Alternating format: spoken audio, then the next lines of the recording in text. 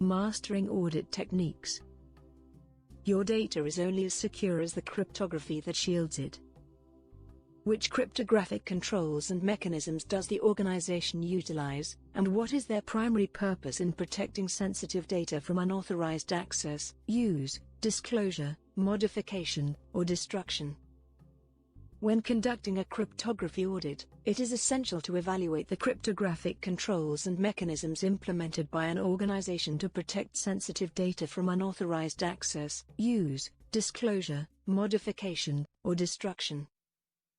The primary cryptographic controls and mechanisms that an organization may utilize include 1. Encryption. This involves converting plaintext data into unreadable ciphertext to protect it from unauthorized access. Encryption can be applied to data at rest, stored data, and data in transit, data being transmitted over a network. The organization may use symmetric encryption algorithms like ICE, or asymmetric encryption algorithms like RSA. The primary purpose of encryption is to ensure the confidentiality and integrity of sensitive data. It prevents unauthorized access, use, disclosure, modification, or destruction of data by making it unreadable to anyone without the decryption key or password. 2. Digital signatures. Digital signatures are used to ensure the authenticity and non-repudiation of messages. They involve using asymmetric encryption algorithms to create a unique digital signature that can be verified by the recipient. Digital signatures ensure that the sender of a message cannot deny having sent the message and that the message has not been tampered with during transmission. The primary purpose of digital signatures is to ensure the authenticity, integrity, and non-repudiation of messages. 3. Hash functions. Hash functions are used to ensure the integrity of data. They involve creating a fixed-length message digest from a variable-length message. The message digest can be used to verify the integrity of the message by recalculating the hash value and comparing it with the original hash value. The primary purpose of hash functions is to ensure the integrity of data by detecting any unauthorized modifications. 4. Key management. Key management involves the generation, distribution, storage, and revocation of cryptographic keys.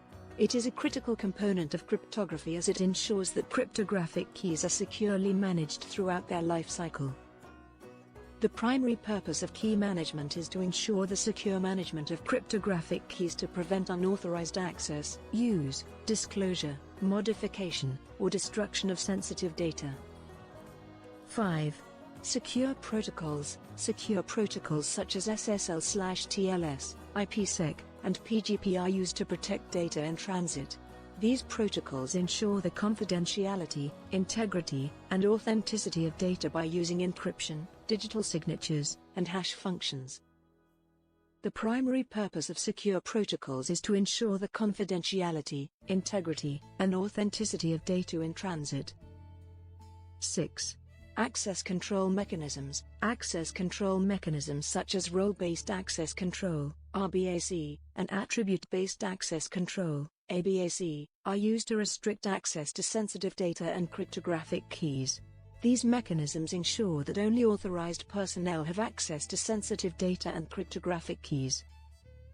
The primary purpose of access control mechanisms is to ensure that only authorized personnel have access to sensitive data and cryptographic keys. 7.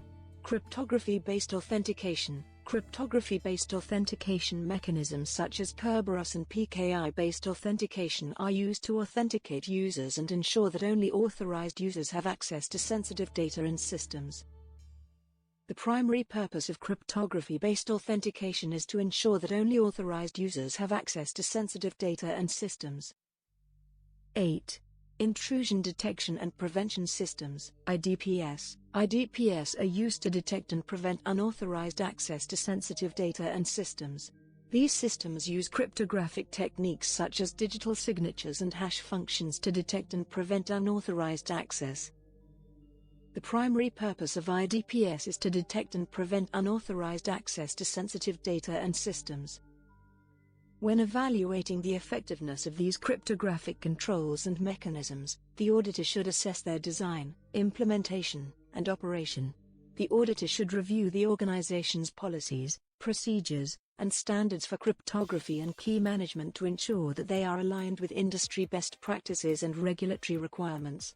The auditor should also review the organization's incident response plan to ensure that it addresses cryptographic-related incidents. The auditor should also perform various testing and verification procedures to evaluate the effectiveness of the cryptographic controls and mechanisms. These procedures may include reviewing system logs and audit trails to detect any unauthorized access or modifications to sensitive data, performing vulnerability scans and penetration testing to identify any weaknesses in the cryptographic controls and mechanisms, conducting interviews with personnel to assess their understanding of cryptography and key management policies and procedures, reviewing cryptographic key management practices to ensure that they are secure and aligned with industry best practices, evaluating the organization's incident response plan to ensure that it addresses cryptographic-related incidents.